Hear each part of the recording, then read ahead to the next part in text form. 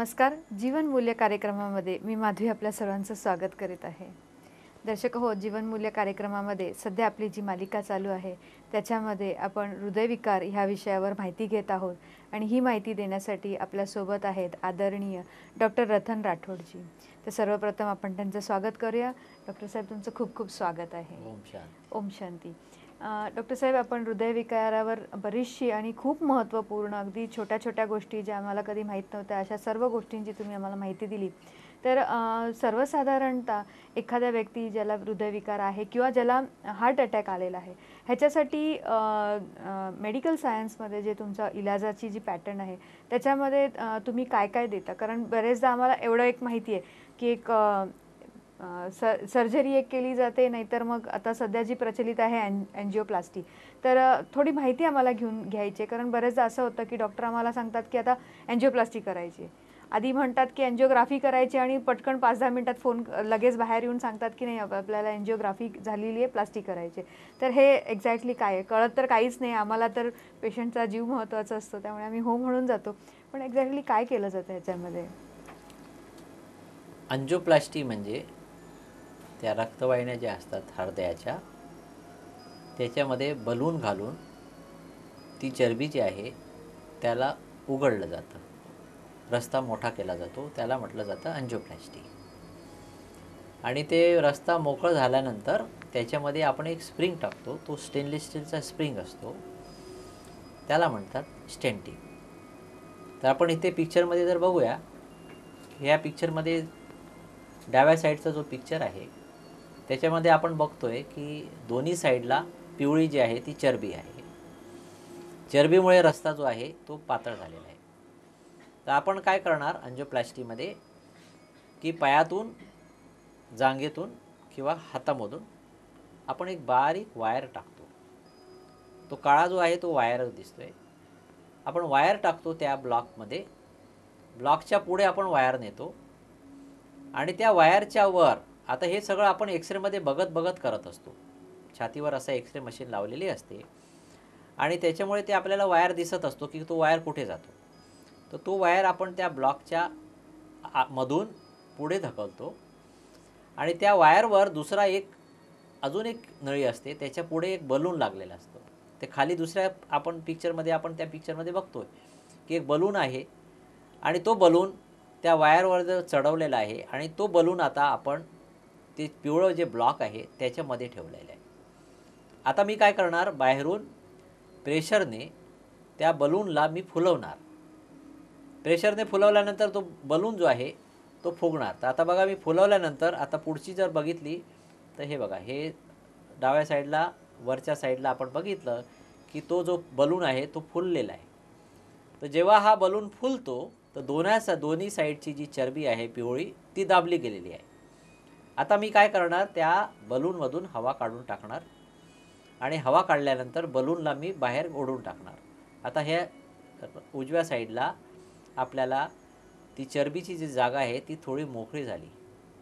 आता आपण काय करणार, ह्याच्यामध्ये स्प्रिंग टाकणार. आता स्प्रिंग डायरेक्ट तर तिथे जाणार नाही, ह्याला आपण म्हणतो अँजिओप्लास्टी, बलून अँजिओप्लास्टी. आता येतं बलूननी फक्त आपण रस्ता मोठा केला तर ह्याला म्हणतात बलून अँजिओप्लास्टी. आता आपण काय करणार, दुसरा एक बलून घेणार, एक वायर असतं कॅथेटर, त्याच्यासमोर बलून लावलेला असतो, त्या बलूनच्या वर एक स्प्रिंग लावलेली असते आणि तो बलून आणि स्प्रिंग दोन्ही त्या वायरच्या सपोर्टनी त्याला आपण त्या जिथे ब्लॉक आहे तिथे आपण टाकणार. हे इथे दिसते या पिक्चरमध्ये की वरच्या पिक्चरमध्ये जिथे ती चरबीची ब्लॉक आहे तिथे आपण ते स्प्रिंग आणि बलून ठेवलेलं आहे. अजून आपण बलूनला फुगवलेलं नाही. आता मी काय करणार, बाहेरून बलूनला फुगवणार. फुगवल्यानंतर तो स्प्रिंग जो बलूनच्या वर आहे तो स्प्रिंगसुद्धा फुलणार.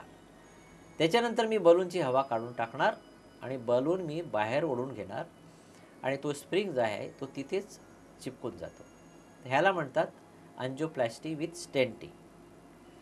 डॉक्टर साहेब, आता ही जी प्रोसिजर आहे आपण ही प्रोसिजर करतो की ज्याला ब्लॉक आहे, अजून हार्ट अटॅक आलेला नाही, ज्याला छातीमध्ये दुखतंय, चालताना दुखतंय, मोठी नळी आहे, कधीही हार्ट अटॅक येऊ शकतो, तर आपण हार्ट अटॅक येण्याच्या अगोदर ही अँजिओप्लास्टी करू शकतो. जर आपल्याला हार्ट अटॅक येण्याच्या अगोदर समजलं की बाबा ह्याला ब्लॉक आहे, तर आपण ह्याला उघडू शकतो आणि आपण हार्ट अटॅक अवॉइड करू शकतो. हार्ट अटॅकमध्ये आल्यानंतर, हे विदाऊट हार्ट अटॅकनंतर, समजा एखाद्याला हार्ट अटॅक आला आणि हार्ट अटॅक आल्यानंतर पेशंटला दुखत असेल, औषधाने त्याला रिस्पॉन्ड देत नसेल, तर दुखत असेल तर याचा अर्थ असा आहे की हार्टची जी मसल आहे ती संपूर्ण मेलेली नाही, म्हणून दुखते त्याला. हार्ट अटॅकच्या मसल जर संपूर्ण डॅमेज झाली तर पेशंटचं दुखायचं थांबून जातं.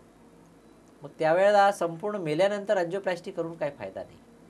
जर मसल जिवंत असेल तर आपण त्याला स्टेंटसाठी घेऊ शकतो अँजिओप्लास्टी, आणि स्टेंट त्याच्यामध्ये टाकू शकतो. पण संपूर्ण मसल जर मेली असेल, मसल जिवंत नसेल, तर अँजिओप्लास्टी करून आपण त्याला नॉर्मल नाही करू शकत. त्याच्यामध्ये पैसा वेस्ट होतो. म्हणून हे बघणं फार इम्पॉर्टंट असतं हार्ट अटॅक आल्याच्या नंतर, की तिथली मसल जिवंत आहे का. मसल जिवंत असेल तरच आपण त्याचं अँजिओप्लास्टी किंवा बायपास करतो, नाही तर अँजिओप्लास्टी बायपास करून काही फायदा नाही. डॉक्टर साहेब, मग हे मसल जिवंत आहे का मेली हे तुम्ही कसं बघता? म्हणजे कोणती? पहिली गोष्ट की मसल जिवंत आहे का. हार्ट अटॅक आल्यानंतर जर पेशंटला दुखत असेल, याचा अर्थ की पेशंटला दुखते म्हणजे पेशंट मसल अजून जिवंत आहे, हे एक इंडिकेशन झालं. दुसरी गोष्ट, पेशंटला चेस्ट पेन होतो, दुखतं, तेव्हा कार्डिओग्राममध्ये चेंजेस येतात, म्हणजे मसल जिवंत आहे. त्याच्या व्यतिरिक्त आम्ही काही टेस्ट असतात, जे रेडिओन्यूक्लाइड टेस्ट असतात, स्कॅनिंग ज्याला आपण म्हणतो, त्या स्कॅनिंगमुळे आपल्याला माहीत पडतं की मसल जिवंत आहे की नाही जिवंत आहे. दुसरी गोष्ट, सिंपल जी टेस्ट मी मागे सांगितली, इको टेस्ट. इको टेस्टने आपल्याला समजतं की मसल संपूर्ण डॅमेज झाली आहे का.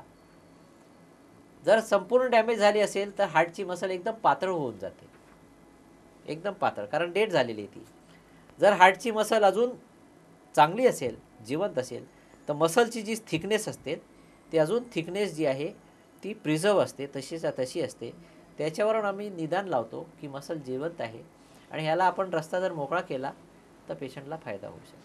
डॉक्टर साहेब, तुम्ही आता ही पद्धत आम्हाला दाखवली, अँजिओप्लास्टीमध्ये तुम्ही काय करता, तर हा एक परमनंट इलाज आहे का? म्हणजे हा ब्लॉक पुन्हा होणार नाही असं असतं का? म्हणजे बरेचदा डॉक्टर सांगतात खर्चही भरपूर असतो, तर आम्ही ह्या दृष्टिकोनातून करतो की चला ब्लॉक काढून टाकला एकदाचा म्हणजे आपण निवांत, परत होणार नाही. तर ॲक्च्युली ह्याच्या पाठीमागे काय आहे? तो पूर्णपणे निघून जातो? अँजिओप्लास्टी केल्यानंतर आपण जे स्टेंट टाकतो, हे स्टेंट जे आहे ते 100% सक्सेस नाही. याच्यापैकी जे आपण स्प्रिंग दाखवले, तुम्हाला स्टेंट जे दाखवले, त्याच्यामध्ये 2 प्रकारचे स्टेंट येतात. एक मेडिकेटेड स्टेंट, एक नॉन मेडिकेटेड स्टेंट. आता मेडिकेटेड स्टेंट काय आहे की जे स्प्रिंग आहे, स्टेंटचं जे स्प्रिंग आहे त्याच्यामध्ये औषध लावलेलं असतं, त्याला म्हटलं जातं मेडिकेटेड स्टेंट. आता हा मेडिकेटेड स्टेंट जो येतो, मेडिकेटेड स्टेंट 70,000 रुपयापासून चालू होतात. फक्त स्प्रिंगची कॉस्ट सांगतो मी, स्प्रिंगची कॉस्ट 70,000 पासून 1,15,000 20,000 मेडिकेटेड स्टेंट येतात. इंडियन स्टेंट 70,000 पासून, इम्पोर्टेड स्टेंट 1,10,000 15,000 20,000 येतात. आता हे जे स्टेंट आपण लावतो ते हे लावल्यानंतर, आणि जो नॉन मेडिकेटेड स्टेंट जे तुम्हाला मी सांगितलं ज्याच्यामध्ये औषध लावलेला नसतो, ते स्टेंट 25,000 पासून चालू होतात. 25 ते 45,000 नॉन मेडिकेटेड स्टेंट, ज्याच्यामध्ये मेडिसिन लावलेली नसते. आता ह्याच्यामध्ये फायदा आणि नुकसान काय आहे की जेव्हा आपण मेडिकेटेड स्टेंट लावतो तर स्टेंट लावल्यानंतर पहिल्या 3 महिन्यामध्ये, 3 महिन्याचा पिरियड इम्पॉर्टंट असतो, पहिल्या 3 महिन्यामध्ये 5 ते 100पैकी 5 ते 8 लोकांच्या नळ्या परत बंद होऊ शकतात. कारण एक स्टेंट लावण्यासाठी स्टेंटची कॉस्ट आणि हॉस्पिटलचा खर्च असं मिळून मेडिकेटेड स्टेंटला कमीत कमी 1 लाख, 1.5 लाख ते 2 लाख रुपये लागतात. साधा स्प्रिंग वापरला आपण इंडियन मेडिकेटेड तर 1.5 लाख रुपये, इम्पोर्टेड स्प्रिंग वापरला तर 2 लाख रुपये जातात. आता हे 1.5-2 लाख रुपये खर्च केल्यानंतर एका नळीसाठी, हे केल्यानंतर पहिल्या 3 महिन्यामध्ये 5 लोकांच्या नळ्या बंद होऊ शकतात। समजा पहिल्या 3 महिन्यामध्ये नळ्या बंद झाल्या नाहीत तर हा स्प्रिंग 8, 9, 10 वर्ष चालतं, परत ब्लॉक होतो, 8-10 वर्षानंतर परत आपल्याला ऑपरेशन किंवा अंजिओप्लास्टी करावं लागतं। आणि जे साधे स्प्रिंग आहे, नॉन मेडिकेटेड, जे मी तुम्हाला सांगितले, जे 25,000 ते 40-45,000 पर्यंत येतात, त्यांच्यामध्ये ब्लॉक होण्याचा जो प्रकार आहे पहिल्या 3 महिन्यामध्ये, तो 15%, 20% इतका प्रमाण आहे पहिल्या 3 महिन्यामध्ये। म्हणजे 100 पैकी 20 लोकांना नळ्या पहिल्या 3 महिन्यामध्ये ब्लॉक होऊ शकतात। जर तुम्ही त्या 15-20% मध्ये आलात 100 पैकी, तर तुमचा जो पैसा आहे तो वेस्ट केला। आणि त्याचा नॉन मेडिकेटेडचा एक नळीचा अंजिओप्लास्टी करायचा खर्च म्हटलं तर 1,10,000 15,000 पर्यंत येतो। तर हे जे आहे हे टेम्पररी इलाज आहे, काही वर्षासाठी आहे। आणि पहिल्या 3 महिन्यामध्ये ही 5-8% मेडिकेटेडमध्ये ते 20% आपली नॉन मेडिकेटेड सिम्पल स्टेटमध्ये रिस्क आहे पहिल्या 3 महिन्यामध्ये। डॉक्टर साहेब, नक्कीच रिस्क असतेच प्रत्येक गोष्टीमध्ये, तेही तुम्ही स्पष्ट सांगितलं। मग ही बायपास जो प्रकार मागच्या काही आम्ही ऐकत आलेलं, बायपास अँजिओप्लास्टी कदाचित आता नवीन आहे वाटतं, पण मग ही बायपास जे आहे हे काय आहे, ह्याच्यामध्ये तुम्ही काय करता? अच्छा, बायपास जो आहे, जसं आपण बघतो की गावामध्ये बायपास रोड असतो, गावाच्या साईडनी बाजूने एक रस्ता निघालेला असतो, तो गावाच्या बाहेर आपण काढतो, तर आपण गावाला बायपास केला। तसाच आपण ह्याच्यामध्ये काय करतो की ह्याच्यामध्ये हे इथे पिक्चरमध्ये आपल्याला दाखवलेलं आहे की ह्या निळ्या ज्या आहेत, ह्या रक्तवाहिन्या आपण पायातून घेतलेल्या आहेत, निळ्या रक्तवाहिन्या। तर हार्ट बायपास पेशंटच्या पायाच्या रक्तवाहिन्या आपण काढतो आणि त्या आपण पाईपलाईन सारख्या वापरतो। आणि जिथे ब्लॉक आहे त्या ब्लॉकच्या पुढे ह्या पाईपलाईनला आपण जोडतो। तर रक्तपुरवठा आता काय करतो, तर जो ब्लॉक आहे त्याला बायपास करतो आणि पुढे जातो। जिथून रक्त निघतो तिथे ती नळी जॉईंट केलेली आहे आणि ब्लॉकच्या खाली ती जोडलेली आहे। आपण रक्तवाहिनी कापत नाही, एक्स्ट्रा रक्तवाहिनी आपण जॉईन करतो, त्याला म्हटलं जातं बायपास। याच्यामध्ये 2 प्रकारचे बायपास असतात। तर एक तुम्ही लाल रक्तवाहिनी तुम्हाला दिसत असेल आणि दुसऱ्या 2 निळ्या रंगाच्या रक्तवाहिन्या आहेत। तर ह्या ज्या निळ्या रंगाच्या रक्तवाहिन्या आहेत ह्या पायातून घेतलेल्या व्हेन्स आहेत आणि जो लाल रंगाच्या त्या रक्तवाहिन्या दिसतात ते आतमधली आर्टरी आहे। आतमधून आर्टरी जी आहे ती आतमधली आर्टरी दुसऱ्या जागी होती, ब्रेस्टला होती, तिथून फिरवलेली आहे आणि आतमधल्या आतमध्ये तिथे जॉईन केलेली आहे। तर ह्याला आपण म्हणतो इंटरनल मेमरी आर्टरी। तर ह्या ज्या इंटरनल मेमरी आर्टरी आहेत हे 10 वर्ष, 12 वर्ष, 15 वर्ष चालतात, त्याच्यानंतर हे ब्लॉक होतात। त्या निळ्या कलरच्या ज्या रक्तवाहिन्या आहेत ज्या पायातून आपण घेतो, व्हेन्स ज्याला आपण म्हणतो, ह्या रक्तवाहिन्या 8 वर्ष 10 वर्षामध्ये बंद होतात। तर हा बायपास जो आहे हा पण परमानंट इलाज नाही, अंजिओप्लास्टी पण परमानंट इलाज नाही, बायपास सर्जरीसुद्धा परमानंट इलाज नाही। आपल्याला 10 वर्षाचा वेळ मिळतो, 10 वर्षानंतर 12 वर्षानंतर परत तुम्हाला ऑपरेशन करावं लागतं। आणि एकदा ऑपरेशन केल्यानंतर, कारण हा जो ऑपरेशन आहे हा फार मोठा ऑपरेशन असतो, ह्याच्यामध्ये आपल्याला छाती संपूर्ण फाडावी लागते, ही मधली हड्डी संपूर्ण कटरने कापतो आम्ही, अशी चाकूने आपण काटू शकत नाही। ही हड्डी आहे, ह्याला आपण असं इलेक्ट्रिक कटरने करकन कापतो, छाती उघडतो, त्याच्यानंतर आपण हार्टच्या रक्तवाहिन्या बदली करतो। तर ही मोठी प्रोसिजर झाली। ह्याच्यामध्ये वेदना, कॉम्प्लिकेशन तर मला कमी आहे आता, कारण आजकाल 100 पैकी 2 लोकांना कॉम्प्लिकेशन होतात, म्हणजे डेथ होतात। फार सक्सेसफुल झालेली आहे बायपास सर्जरी आता, पण वेदना फार होतात, ट्रॉमा ज्याला आपण म्हणतो। आणि रिकव्हरीला पेशंटला कमीत कमी 2 महिने लागतात, कारण ते पेन असतं भरपूर, कापलेलं आहे आपण आणि ते स्टेनलेसच्या वायरने आपण त्याला जोडलेला असतो वायर, तर आपण खेचताना केलेली असते, तर पेन वगैरे होतो। तर ह्याला 2 महिने, कमीत कमी 2-3 महिने पेशंटला रिकव्हरीला लागतात। आणि एक बायपास सर्जरी जर आपण केली ते त्याचा खर्च कमीत कमी, बायपास सर्जरीचा कमीत कमी खर्च तुम्हाला येणार 1.5 लाख ते 2 लाख रुपये.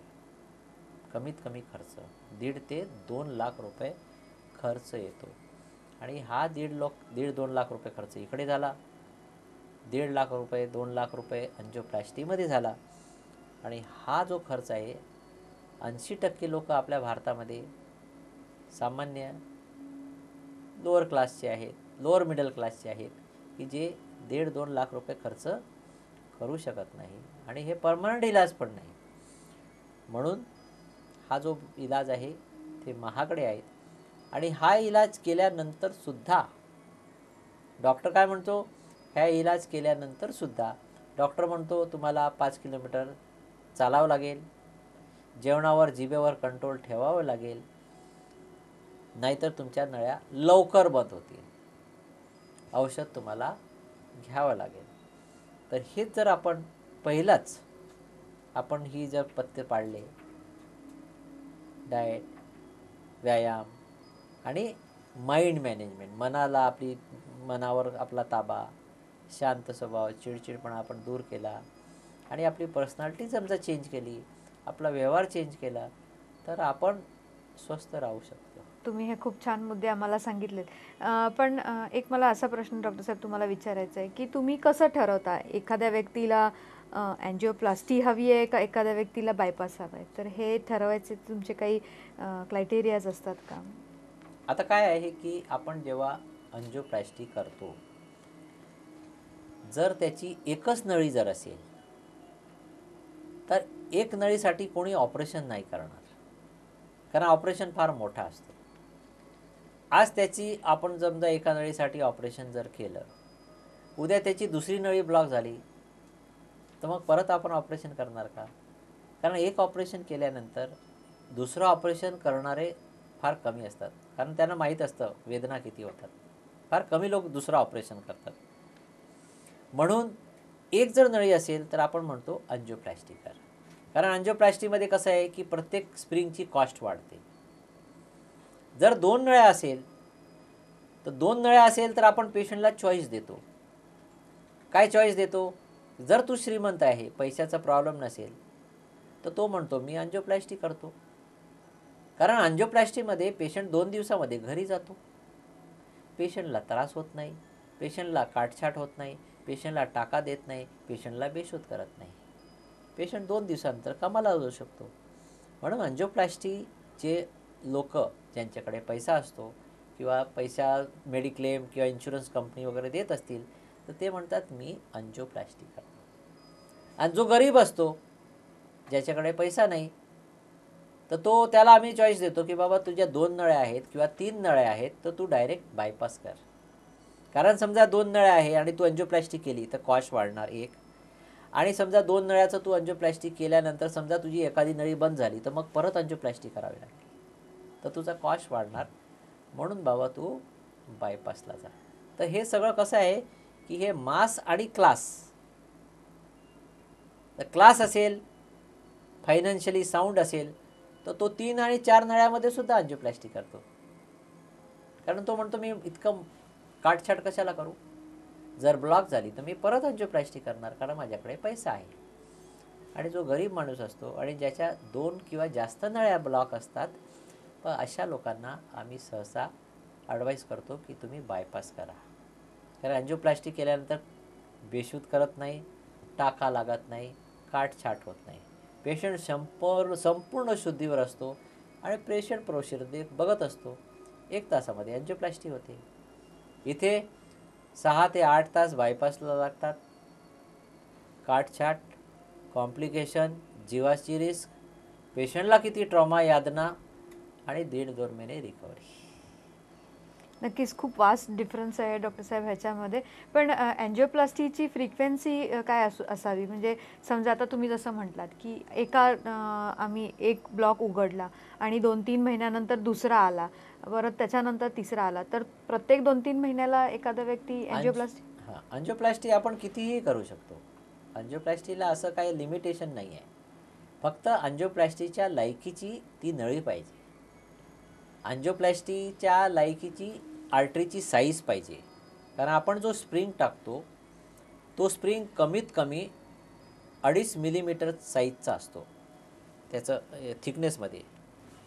हां, जर आर्टरी रक्तवाहिनी समजा आपली 2.5 मिलीमीटरच्या खाली जर असेल तर आपल्याकडे तो इतक्या कमी साईजचा स्टेंट नसतो, तर त्याचा आपण अँजिओप्लास्टी करू शकत नाही. तर कमीत कमी आर्टरीची जी साईज आहे, थिकनेस ज्याला आपण म्हणतो, जाडी, ती कमीत कमी 2.5 मिलीमीटर किंवा त्याच्या वर पाहिजे, तरच अँजिओप्लास्टी शक्य आहे. अँजिओप्लास्टीमध्ये करायचं असेल तर रक्तवाहिनीमध्ये लिमिटेड ब्लॉक पाहिजे. असं संपूर्ण नळी समजा खराब असेल तर तिथे आपण अँजिओप्लास्टी करू शकत नाही. अँजिओप्लास्टी करताना मोठ्या नळीच्या बाजूला मोठी ब्रँच असेल आणि त्याच जागी जर जंक्शनलाच असेल, मोठी नळी आणि बाजूला मोठी नळी आहे ब्रँच, आणि त्या जंक्शनलाच जर असेल तर तिथे आपण अँजिओप्लास्टी करू शकत नाही. किंवा करायचं असेल तर मग ते वेगळे प्रोसिजर असतात, वेगळे कॉस्ट स्टेट असतात, कॉस्ट वाढतो. नक्कीच डॉक्टर साहेब. दर्शक हो, ह्या खूप छोट्या छोट्या गोष्टी कित्येकदा आपण आपल्या डॉक्टर्सकडे जातो, त्यांना वेळ नसतो आणि ह्या गोष्टी आपल्याला स्पष्ट करून कधी माहितीही पडत नाहीत, सांगतही नाहीत. आता सांगत असतील सुद्धा, आपण पाहतो टी व्हीवर, परंतु काय असतं तेही कळत नाही. आता नवीन जी सिस्टीम चाललेली आहे की आज सर्जरी चालली आहे तर बाहेर आपल्याला पाहायला मिळतं नातेवाईकांना, पण ह्यातलं काही स्पष्टीकरण आजवर आपल्याला मिळालं नव्हतं. आज डॉक्टर साहेबांनी आपल्याला हे खूप सोप्या आणि आपल्याला समजेल अशा भाषेमध्ये समजावून सांगितलेलं आहे. ते नक्कीच तुमच्या उपयोगाला पडलं असणार. परंतु त्यांनी एक गोष्ट अगदी आवर्जून सांगितली की हे सगळं करण्यापेक्षा जर आपले विचार ठीक ठेवले, आपला आहार ठीक ठेवला तर आणि व्यायाम त्याच्याबरोबर सोबतीला असेल तर आपल्याला ह्या सर्व गोष्टींमध्ये एवढा पैसा खर्च करण्याची काही गरज लागणार नाही, असं त्यांचं म्हणणं आहे. आणि हे तितकंच खरं आहे. तुम्हालाही हे नक्कीच आवडलं असणार असं मला वाटतंय. परंतु आपल्या जीवनामध्ये हा सुख, आनंद, प्रसन्नता जी डॉक्टर साहेब म्हटले ती कशी आणावी हे जर जाणून घ्यायचं असेल तर नजीकच्या कोणत्याही ब्रह्माकुमारी सेवा केंद्राला तुम्ही भेट देऊ शकता. आपले प्रश्न आम्हाला मेल करू शकता किंवा तुम्ही भेट देऊ शकता आमची वेबसाईट www.bkmarathi.com ला. ह्या विषयाला घेऊन पुन्हा आम्ही तुमच्याबरोबर भेट घेऊया. परंतु तोपर्यंत नमस्कार. ईश्वर निर्मित या सुंदर जगात जगण्याचे कसब ज्याला गवसले तो खरा भाग्यवान. या जगात त्यापेक्षा आणखीन श्रेष्ठ प्राप्ती नसावी आणि ही प्राप्ती आपणाला व्हावी हेच आमचे ध्येय. अत्याधुनिक जगाच्या उंबठ्यावर श्रेष्ठ संस्कृतीच्या भक्कम पायाची गरज आहे. विश्वास हा भारतीय संस्कृतीचा पाया आहे. चमत्कार, मंत्रतंत्र अशा मोजमापात ईश्वराला ना तोलता त्याची खरी ओळख असणे आवश्यक आहे. जगण्याची कला म्हणजे काय, स्वतःची खरी ओळख काय हे जाणून घेण्यासाठी संपर्क करा आमच्या स्थानीय ब्रह्माकुमारी विद्यालयाशी किंवा संपर्क करा या नंबरवर 9422859497. आमचा पत्ता आहे ब्रह्माकुमारी विद्यालय, भानापेठ वाड, कस्तुरबा रोड, चंद्रपूर 442402. आणि आमचा ईमेल आहे bkmarathi@gmail.com. जीवनमूल्य व्याख्यान आणि मेडिटेशन गीतांची DVD MP3 उपलब्ध आहे.